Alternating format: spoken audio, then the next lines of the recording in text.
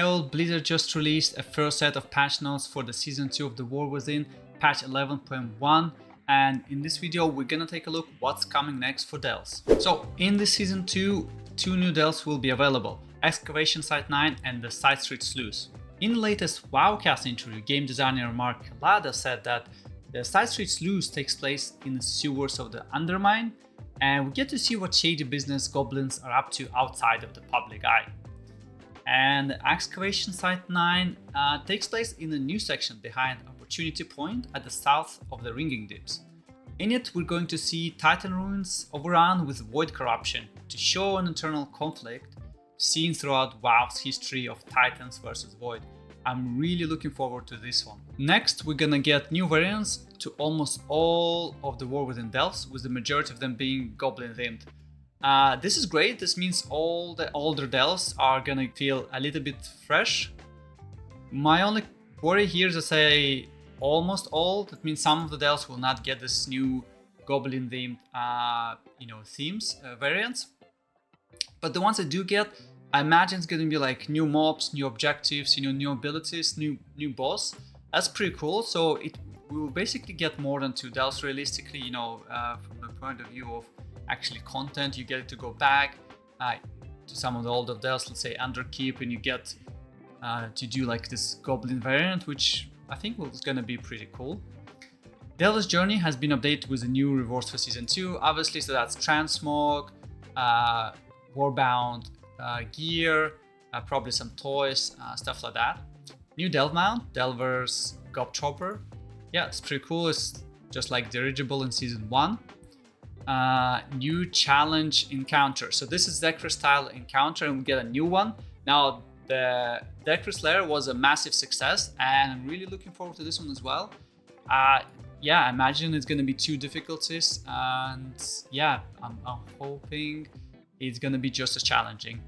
And you will get a gold variant of the new Gob Chopper mount for completing this new challenge encounter, so great news. Next up, Brann Bronzebeard now specializes in an additional role, tank. Yeah, so this is great, and they have developer notes here as well. In Undermine, we're aiming to make healing a more viable and engaging option for doing solo Delves. Yeah, really great news, because currently the healing specs that are basically pure healing specs, they don't have a hybrid DPS option. They really struggle in Delves because Brann is really not doing great tanking, and it's not the pure healing specs. They don't have the same throughput, the DPS throughput with Brann there as let's say hybrid specs. So this is great. This makes a lot of sense. Let's see what abilities and the rest of says. Brann relies on his allies, scavenged advanced technology, and his trusty shotgun to charge in the front lines. So he gets 3 abilities: Pistol Shot, Shield Bash, and Boomstick Blitz. So Pistol Shot, Brann pulls out his pistol and quickly shoots his enemy. Brann bashes enemies in front with a shield. Okay, you need a shield if you're a tank, obviously. And Boomstick Blitz, Brann uses a shotgun to blast his enemies. So you got a pistol, a shield, and a shotgun. I mean, that's pretty good combo for tank, right? Great, and we got a bunch of talents. Okay, that's interesting. So as he's tanking, he gets increased damage reduction, and then he switches to shotgun. I mean, okay, that's fine. Interesting. Bronzebeard's Brown Bear. Brann summons the Family Bear, which charges into battle, launching enemies up into the air. As ground control, good. The bear then prepares for a series of massive stomps, dealing damage, forming an area that increases dodge chance and increases maximum health. Okay, so perhaps you can stand on it, or maybe that's for Brann only, I don't know, but dodge chance and health, that's pretty good. Very like a defensive, I guess, rate cooldown sort of thing. And I think the current Brann's DPS Brann has a Griffon he jumps onto, and the tank Brann has a Family Bear. That's cool. Right, Electro Charge Gadgets. Brann's equipment is enhanced with cutting-edge tech upgrades. Electro Charge Shield, effective healing down to Brann pulsate as natural damage to nearby enemies. Great. So healing Brann basically just pulses AoE. Now they do say effective healing, which means if you overheal, it's not gonna pulse natural damage, but that's alright. Just the fact that he you know, this mechanic exists, and you can just focus on healing Brann, and that's gonna do damage. That's great. Electrocharged pistol. Each shot discharges an electrical current, arcing through nearby enemies and reducing their attack speed. Healing Brann supercharges his pistol to deal more damage. Okay, so healing Brann in this case actually just gonna do more damage. And I imagine overhealing also will count. Great. Electrocharged shotgun. Each enemy hit has a chance to be knocked down. Each enemy hit has a chance to be knocked down. Healing Brann supercharges his shotgun to deal more damage. Okay, so again, healing Brann, basically if you pure healing spec, looks like you should just spam heal him and he's just gonna do more damage, right? Now the scaling might come into play and maybe it's not gonna be that strong. We'll see how this, you know, obviously they balance the game. But yeah, that's great. So you just heal Brann and he's just gonna do damage and tanking for you. Sounds good. Nitrope trick. When an enemy attacks a player, Brann throws his trusty lasso, pulling the enemy back to him. The same enemy cannot be lassoed more than once within 10 seconds. I imagine this is less for maybe healing players, but maybe for DPS. So if you over aggro and then Brann taunts every 10 seconds, right? That's what it is. It's a 10-second taunt. That is great. As a tank, obviously you need that. Sentry totem. Brann deploys an electrifying totem, nullifying up to 3 harmful spells and boosting combat capabilities of allies within the area. That's pretty good. You have basically kind of like a dispel or nullify in this case of 3 harmful spells, and you stand in the area to get some sort of damage buff, right? So again, this looks like aimed towards the DPS players. That's great. Brann leaps into battle with concussive force, dealing damage and taunting enemies nearby.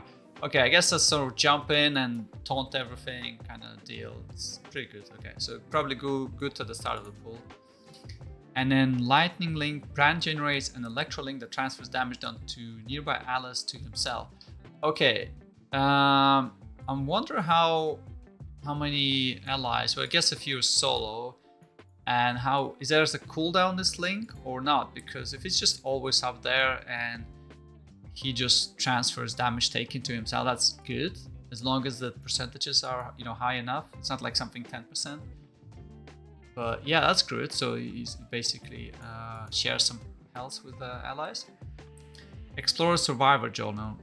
Paragon ability. So Paragon ability, that's the one that's gonna get scaled with levels. So if you level 60 Brann, this will be like the max level, right?